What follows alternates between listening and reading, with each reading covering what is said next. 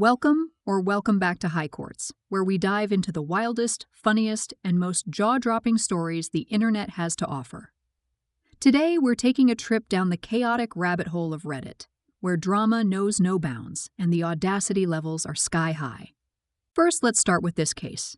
Hi Reddit, I need your opinion on grocery store etiquette and whether I was wrong for not letting someone cut in line. Tonight, after work, I stopped by my local grocery store to grab a handful of items for dinner. Just 5 in total. I got in line behind an older woman who was slowly unloading her groceries onto the belt. She was the only person I noticed in front of me. A few minutes later, another woman tried to edge her way in front of my cart. Confused, I gave her a quizzical look. She said, "Oh, I was here before, but I went to check if the other line was moving faster." I replied, "Okay, but you weren't here when I got in line, so."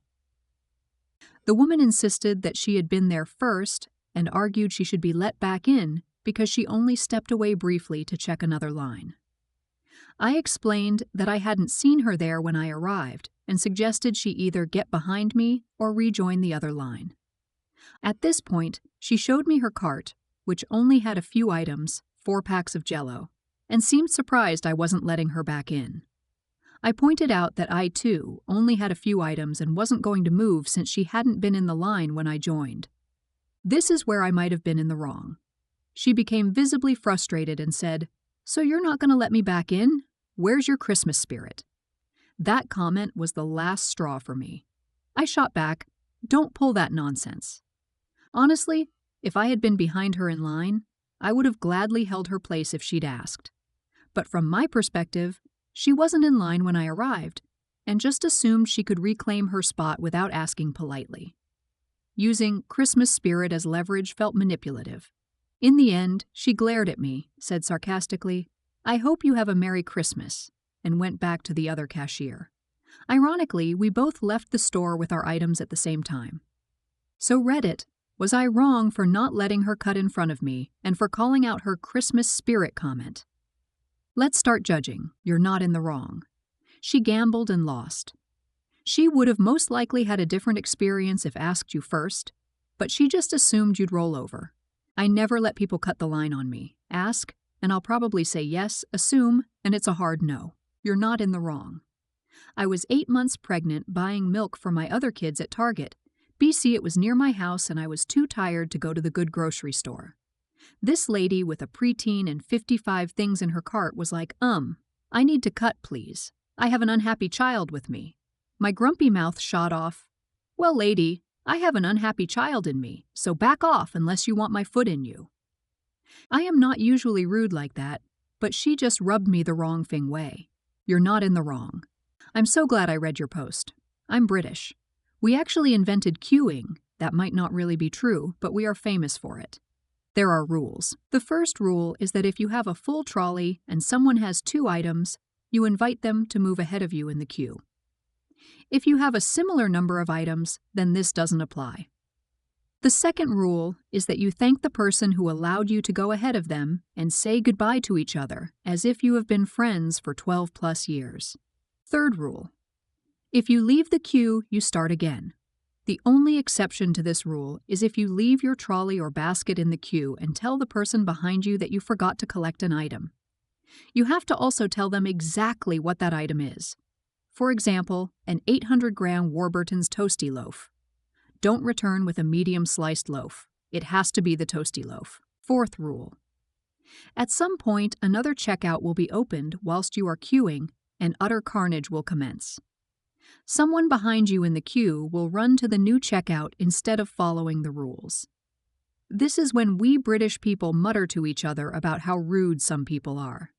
But we stay in our queue, because we know that there is going to be a 5-minute gap between the announcement that the checkout is opening and the actual cashier arriving. Next up, growing up, our house was always messy because my mom has a hoarding problem. There were cardboard boxes in the living room, junk scattered everywhere, and dishes always piled up in the sink. As I got older, I realized this wasn't normal. Unfortunately, I inherited some of these habits, which led to conflicts with college roommates when I was messy. I've been actively working on correcting this ever since. Recently, my mom moved from a 3-bedroom house to a 1-bedroom apartment, now that my sister and I are away at college. I thought this move would be a fresh start for her. Originally, I wasn't planning to fly home for Thanksgiving, but she asked for my help with the move, so I agreed to come. That week turned into an absolute nightmare. My old bedroom had turned into a storage unit, stuffed to the ceiling with random boxes of junk. The garage was even worse. We had to rent a U-Haul and made 4 trips to the dumpster, throwing away decades-old papers, broken furniture, and miscellaneous trash. It was a constant battle to convince her to let go of things she didn't need. Despite the stress, we made enough progress to get her belongings moved into the new apartment and set up most of the furniture. There were still some boxes left for her to unpack, and the old garage needed to be cleared. But I thought we were on the right track. She promised that by the time I came back for Christmas, the apartment would look great. Fast forward to Christmas. My mom picked me up from the airport, and when we got to her place, I was stunned. The apartment was just like the old house, completely filled with junk. There were pathways from the door to each room, but everywhere else was packed to the brim. The kitchen was filthy, and the smell of dog pee was overwhelming. I couldn't handle it. Without saying anything, I walked out, went to a nearby bar for a drink, called my girlfriend to vent, and eventually went back just to grab my bag after she had fallen asleep. I drove to my dad's house to stay there. I haven't spoken to her since, and don't know when I'll feel ready to. My whole childhood was impacted by the way we lived. I rarely invited friends over, and we almost never hosted family events. Living in that mess affected my mental state more than I realized at the time. Because of this, I'm more aware of my own tendencies to be messy, but I'm doing everything I can to break that cycle. For years, whenever I've visited home, I've avoided staying overnight because of the environment. So, am I the idiot for leaving without saying anything? Let's start judging. You're not in the wrong. My mom is a major hoarder. I once spent 6 months cleaning out her house and paying for repairs to all the damage. She thanked me by immediately bringing in more items to hoard. Explain to your mom that you left without saying anything because you didn't want to make an awful situation worse by having a big argument over it. Tell her you love her, but not the way she lives and expects you to live when you visit. This is a mental disorder, and the hoarder has to want to get better to overcome it. My mom refused to seek counseling. I have told her I will clean her place out when she dies, but I won't waste any more time on it now. If you aren't in counseling now, I recommend you try it to deal with your own issues. I am lucky not to be a hoarder myself, but my siblings all have that tendency. You're not in the wrong. Your mother has a mental illness and you cannot fix it for her, but you can refuse to put yourself in that chaos. I was married for years to someone like your mother. When I finally divorced him and moved into a nicer space, I find that my mental health is so much better. Being around that kind of disaster makes you feel powerless and depressed, not to mention ashamed. Practicing better habits so you don't go down that road is the healthiest thing you can do for yourself. Hoarding is a mental illness, and your mother is mentally ill. It is not something to be fixed by a house move. My mother-in-law was a hoarder, not as bad as some. But the house was filled with newspapers, stuff she bought off the internet. Her son's cot and high chair. She was well into her 70s and not going to have any more kids, and I assured her we didn't want it. Every item was a battle. You're not in the wrong. You don't have to live in squalor. Next up, my partner has a friend, 25F, who socially changed her name from the one her mother gave her to a name she chose for herself. She is cisgender, and the name change is not related to gender identity, but rather her desire to reinvent herself. Her new name, Queen, reflects how she views herself and how she wants others to perceive her. Her social media profiles and usernames all reflect this change, and those who've met her in recent years call her by this name. I want to respect her autonomy and her choice to name herself. However, my issue lies with the specific name she has chosen. Since Queen is often used as a term of praise, reverence, or endearment, I feel uneasy about using it as a name. For me, it feels more like a title than a personal identifier. While I might occasionally say Queen, in a lighthearted or affectionate context, like laughing at a funny joke or during a warm greeting, it doesn't feel natural to use it as her everyday name. If she had chosen a name that means queen, like Reina, I wouldn't have the same hesitation. In her friend group, some of her old friends occasionally slip up and call her by her given name. When this happens, it's clear that it bothers her. She sometimes politely corrects them, but in larger groups, she usually doesn't say anything. Many friends self-correct and address her as queen. For my part, I've been avoiding using any name when referring to her, as I struggle with how to handle this situation. If I do use a name, I make an effort to call her queen, but if I'm in a bad mood or annoyed, I find it especially hard to say. I once asked if I could call her Q as a compromise, but she declined, saying, "My name is Queen." Perhaps I'd feel differently if this were a stage name, but as a peer and in casual conversation, it feels uncomfortable for me.